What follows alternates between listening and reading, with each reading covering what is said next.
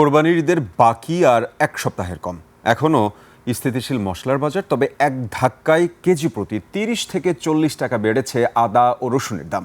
শুক্রবার ছুটির দিনে বাড়তি দাম হাঁকাচ্ছেন মাছ বিক্রেতারাও। সবজির বাজারে নেই স্বস্তি, কেজি প্রতি ৬০ টাকার নিচে মিলছে না কোনো সবজি। সাদাত হাবিব সেতু রিপোর্ট। কোরবানি ঈদের আগের শেষ শুক্রবার বাজারে ক্রেতার চাপ খানিকটা কম। কোরবানির সামনে রেখে নতুন করে কোনো মশলার দাম বাড়েনি। সরকার লিটার প্রতি ৪.৫ টাকা দাম বাড়ানোর সপ্তাহখানেক পর সংকট বেশ খানিকটা কমেছে বোতলজাত সয়াবিন তেলের। তবে হুট করেই আদা আর রসুন ২০০ টাকার ঘরে।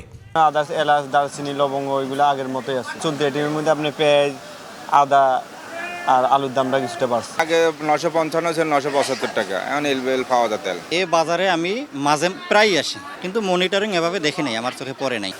কেজিতে ১০ টাকা কমেছে ব্রয়লার মুরগির দাম। বাজারে এখন ১ কেজি দেশি মুরগির দাম আর ১ কেজি গরুর মাংসের দাম প্রায় সমান। মাছের বাজারে অবশ্য মিশ্র অবস্থা। চাষের মাছের মধ্যে কই, পাঙাশ, তেলাপিয়ার দাম কেজিতে ২০ থেকে ৩০ টাকা বাড়তি চাচ্ছেন বিক্রেতারা। ৪০০ টাকার নিচে নেই কোনো মিঠা পানির মাছ। যদিও বিক্রেতাদের দাবি মাছের আমদানিও ভালো, দামও ঠিকঠাক। কাটলা ৬০০, দেশি বাইলা নিলে একদম ১,০০০, কাজলি মাছ কেজি ১২০০। চিংড়ি মাছ নেওয়ার জন্য করলাম, উনি ৮০০ টাকা বললেন, ৭০০ টাকা কেজি বলতেছি, দিচ্ছেন না আর কি, দাম একটু হাই আর কি। তেলাপিয়া মাছ যেটা গত সপ্তাহে ২২০ নিচ্ছি, এখন দেখা যায় ৩০, ৪০, ৫০ নিচ্ছে। গত এক সপ্তাহে নতুন করে কেজিতে আরও ১০ থেকে ২০ টাকা বেড়েছে কাকরোল, গাজর, করলা, চাল কুমড়ার দাম। আলু, মিষ্টি কুমড়া, পটল আর ঢেঁড়স ছাড়া কোনো সবজি ৬০ টাকার নিচে মিলছে না। ৬০ টাকার নিচে বলতে ওরকম কিছু নাই, শুধু পটল ভেন্ডিটা ৬০ টাকা। মালের সাপ্লাইটা বেশি আর মালের দামটা একটু কম। একটু চাপ করতেছে, একটু ডবল বের হয়ে যায়। প্রায় ৮০ টাকার জিনিস কিনতে চাই, ওরা ১৬০ টাকা কিনতে হচ্ছে। এখনো চোখে পড়ে নাই সেরকম কাউকে মনিটর করার মতো।